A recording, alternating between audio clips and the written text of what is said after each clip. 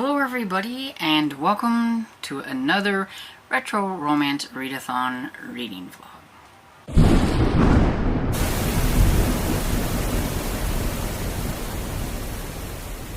So, my reading vlogs have gone kind of strange because I was going to add some more to the first reading vlog, and then I didn't, and then I was like, well, I should go ahead and cut it off, and then I just didn't get around to it. So I quickly done that so that I can get that one uploaded and everything, and then I have this one that I can start.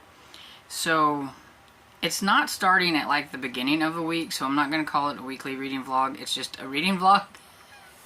And I figure when I get to like a certain amount of time on it and I don't want it to go over that much, then I'll just wrap it up and edit it and upload it and make another one. It's just gonna how it's gonna go, I guess. So today is the 8th and it's a Thursday, and so that's why I said it's kind of different.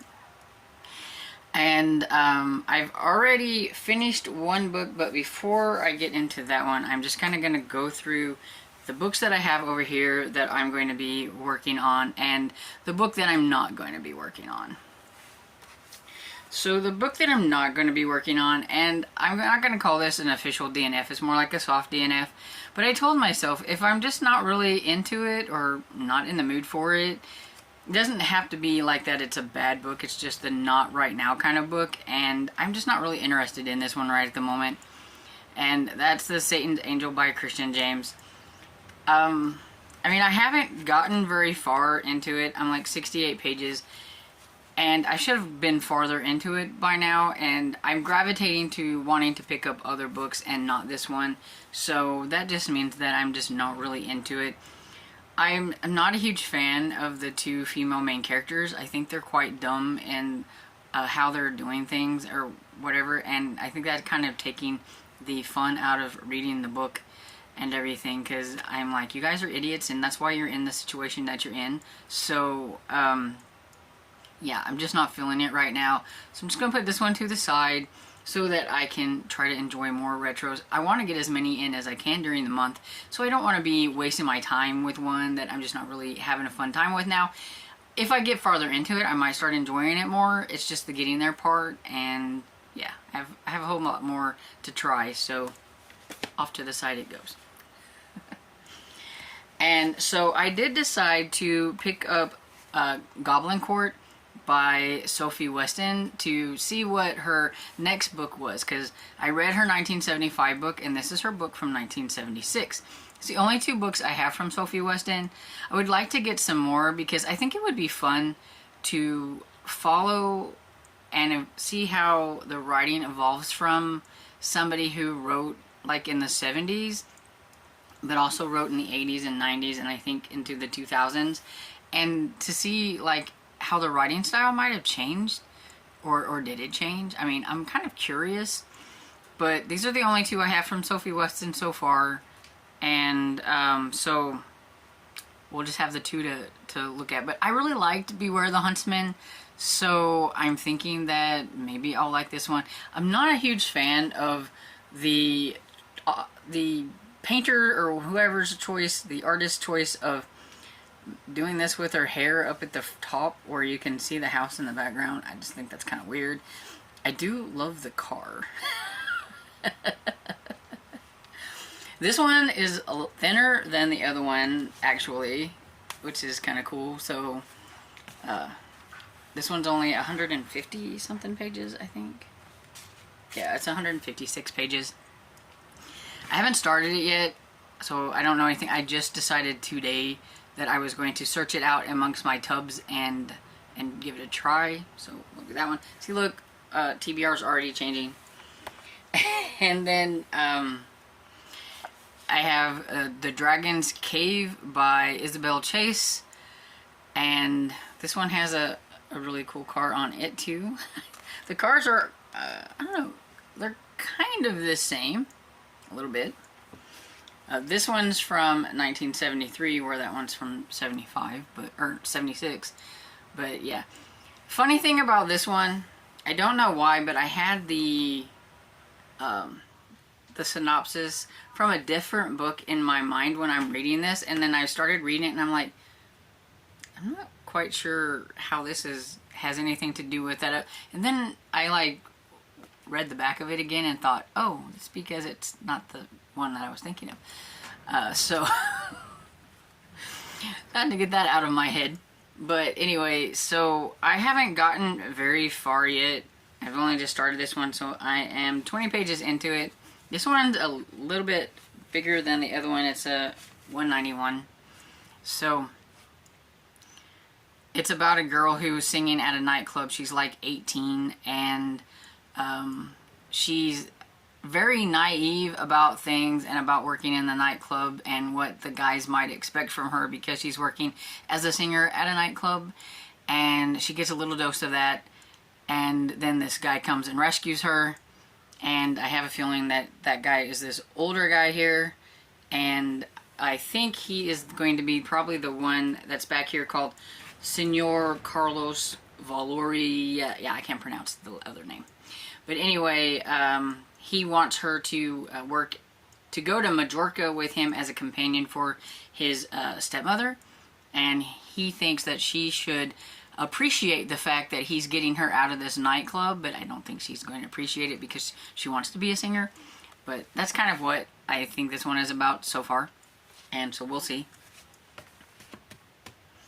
And so for my next audiobook, because I did finish an audiobook and I'll be talking about that one here in a minute, but I've decided to give Seen and Not Heard by Anne Stewart a try.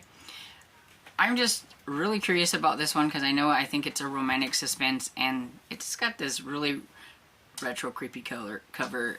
This dude looks like he might be a mime or something. I'm not sure, but I'm really curious to see what is going to happen. Because it says, in Paris that spring, rain darkened the skies, and whenever it rains, the killing began. And so I know that somebody's going to be kind of after her, I think, and so we'll see what happens. Okay, so the book that I have to review is This Matter of Marriage by Debbie Macomber. I absolutely love this book, and it made me chuckle at times and everything. This is the kind of Debbie Macomber books that I really enjoy, and it happens to be one of her chunkier ones. I did have this one on audiobook, and this one is about Hallie, whose biological clock is ticking. She is about to turn 30, so she thinks she needs to get married, have kids, and do all that stuff. It's also about Steve, who is her neighbor, who has gotten a divorce, but he is still not over his wife. He still pines for her. He wants to get her back, and so he's trying his best to figure out how to win her back. He has 2 kids, Megan and Kevin, I think, or Kenny. I think it's Kenny. Megan and Kenny, I think. Anyway, but 2 kids. And so you have her friend Donnelly, who wants to have her join this dating site, but it's like $2,000, and she's like, that's like $2,000 I don't really have to invest in like dating. Maybe she could do it kind of on her own or whatever, and she has some friends set her up on blind dates. They are like disasters. She finds a jerk, a guy who thinks that he's just there so that he can have sex. All these kind of, it just did not go well. So she decides to join the app, or I want to call it an app because that's what they do now. Joins the dating site and everything. And we have her run-ins with Steve, and one of those run-ins is the fact that on one of the dates that she had, when she realized that this guy was just ticking off a checklist of her attributes and what they might have in common to calculate if they might be compatible for marriage down the road. She was like, no. Well, he got mad, and so he makes her like pay for half of the meal, her half of the meal, which come to like $45, I think. And she didn't have, I think she had $50, and she just got mad. She slammed it down and gave it to him. Well, then she didn't have money for the taxi ride home because he was her ride there. So she takes the taxi home. She has to knock on Steve's door at like, I don't know, 10, maybe 11 o'clock at night, and ask him if he had $20 to lend her to give to the taxi guy. And so their lives intertwine kind of like that, because he's always bailing her out. He had to bail her out again for some money at one point. And so she likes Steve, her neighbor, but she likes him as a friend. She doesn't see him being the relationship type because she knows he's hung up on his ex-wife. He likes her, but he is not in any way going to ever get married again, and he still is trying to get back with his ex-wife, even though his ex-wife is seeing somebody else and everything. He still thinks he can just wait it out. Maybe she'll run into some of the jerks that Hallie's ran into dating wise, and she will give it up. I did not like his ex-wife and everything. I'm really glad that, you know, that didn't go. But so they have these like back and forth like run-ins with each other, and they just become really, really good friends over her bad relationships. And and his kids really like her. They come over to her house all the time, and she becomes really good friends with them. She goes bowling with Steve. She goes to the movies with him and his kids. And her friend Donnelly's like, I don't see why you're not dating your neighbor. And she's like, oh no, we're just friends. And anyway, he's hung up on his ex and all that kind of stuff, and they're just friends. And it takes him a while to realize some things.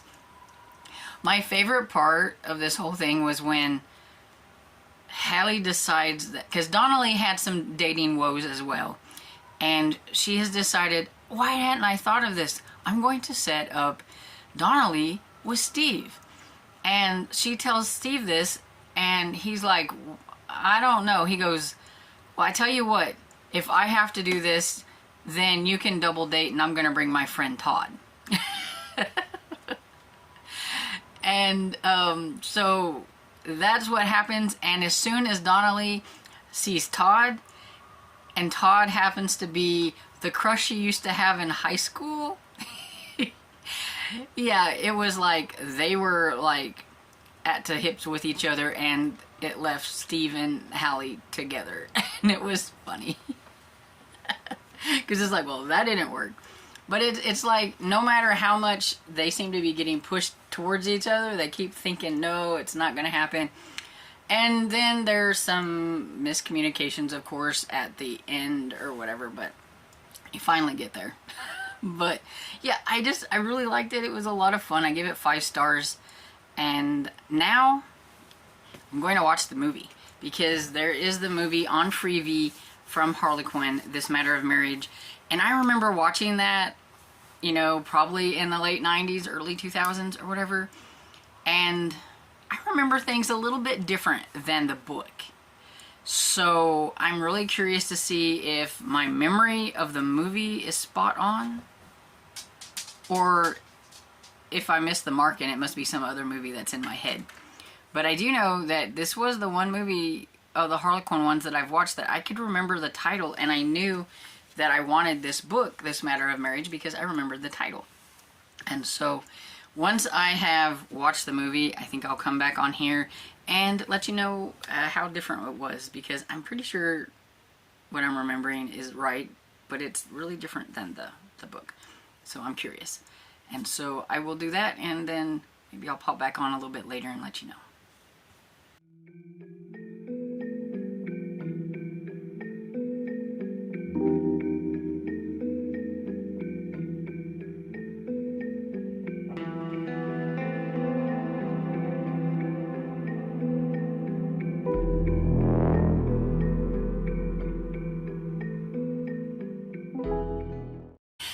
Hey, so I am back. It is, I don't know, about 2:30 in the afternoon, and I watched the movie This Matter of Marriage, and I had lunch, and everything. And so I thought I would come back up here and kind of give you my thoughts and, you know, the rundown on the movie.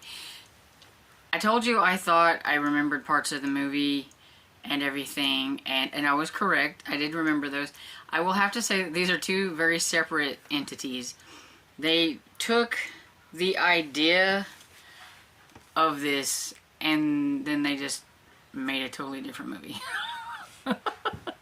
But it's still a good movie because I loved that movie growing up. I watched it all the time and everything, so it's still a very beloved movie. I really like it, and I'm just really glad that I read the source material, and there's just so much more meat into this because, well, first off, 1998 was when the movie was made, a year after this came out, and the movies back then, they were just, what, an hour and a half, maybe, hour 45 minutes. They're not as long as, like, movies are nowadays. And it was probably a made-for-TV movie, which makes them, I think, even, like, shorter. So, you know, they had probably only so much time to put into it and everything. And so, yeah. The parts that I really, really enjoyed that are in the movie that I kind of wish were in the book were the fact that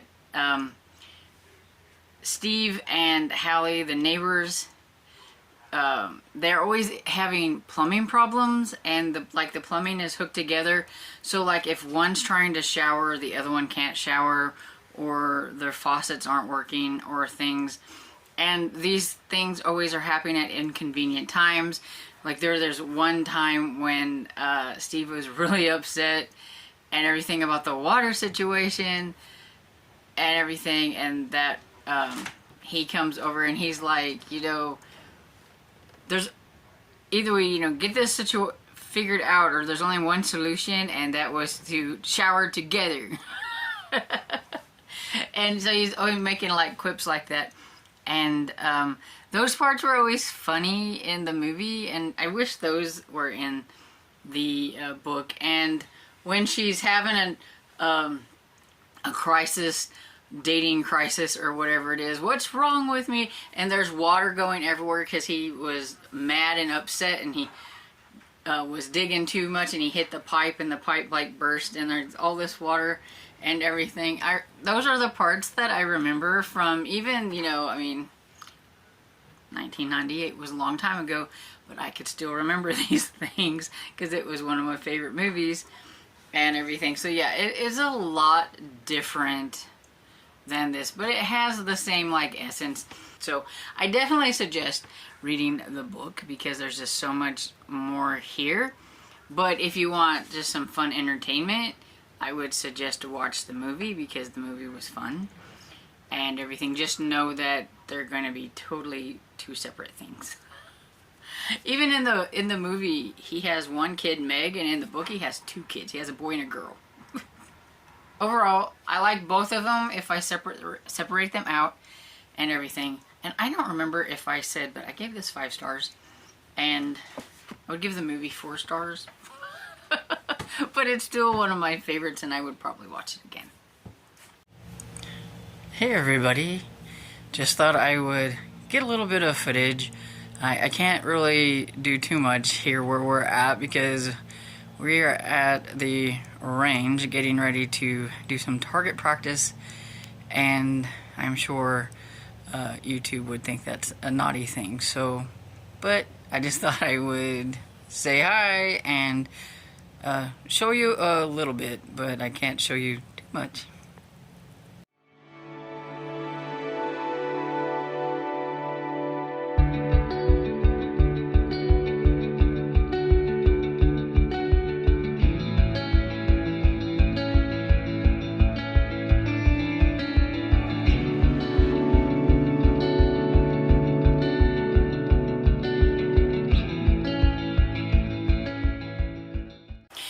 Hey everybody, it's Friday the 16th, I think, and I haven't been on here to say anything on this reading vlog for a few days because I just really haven't finished anything.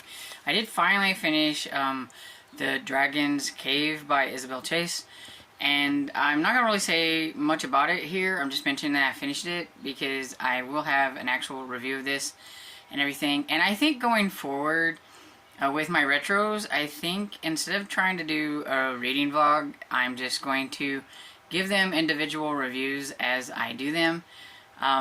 They'll probably be spoilery because I figured not very many people are going to be interested in finding this to actually read it.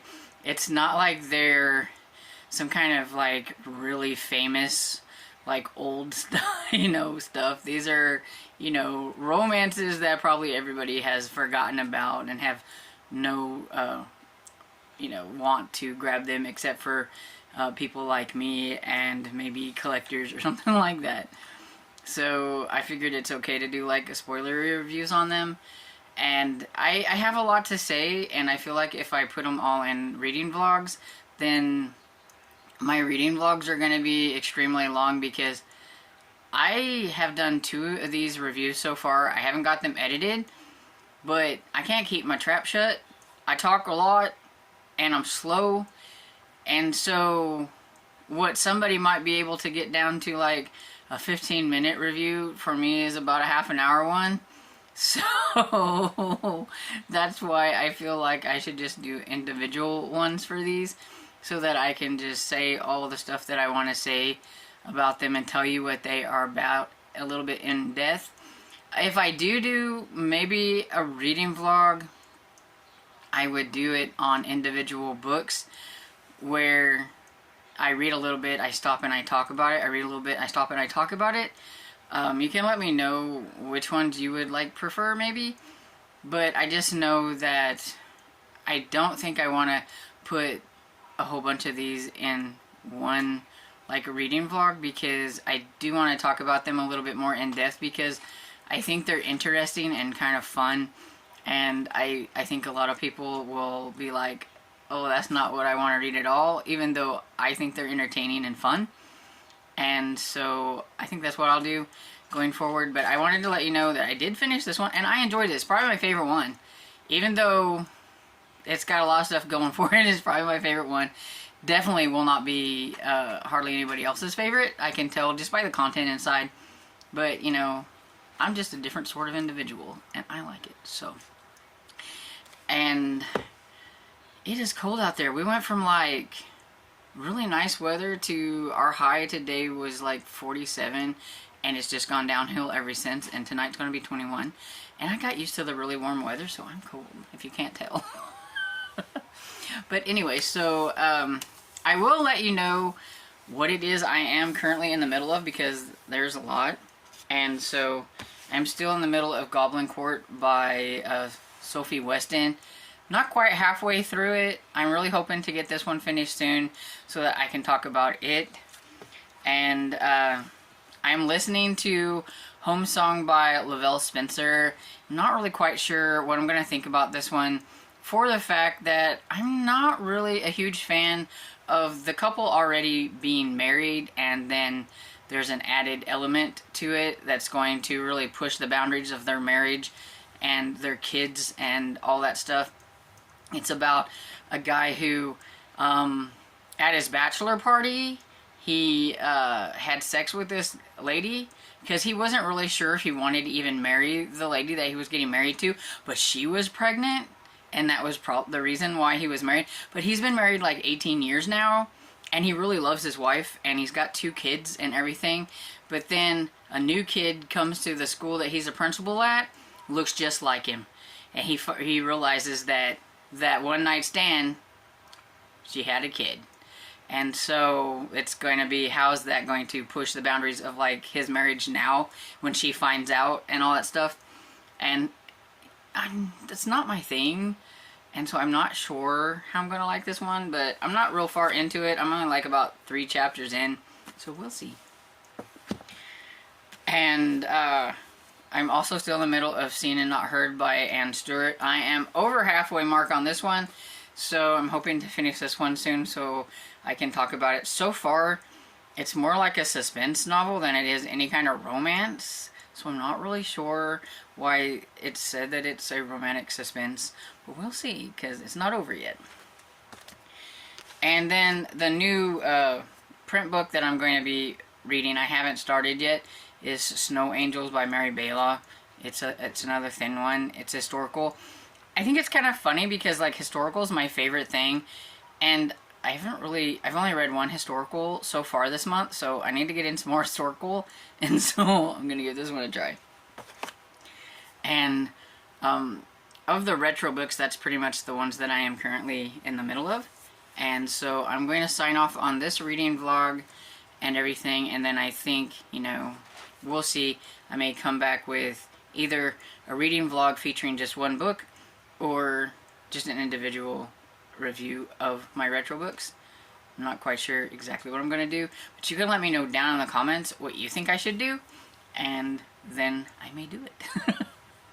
And so anyway, so I hope you enjoyed this video, and if you did, please give it a thumbs up and subscribe, and I will see you all in the next video. Bye!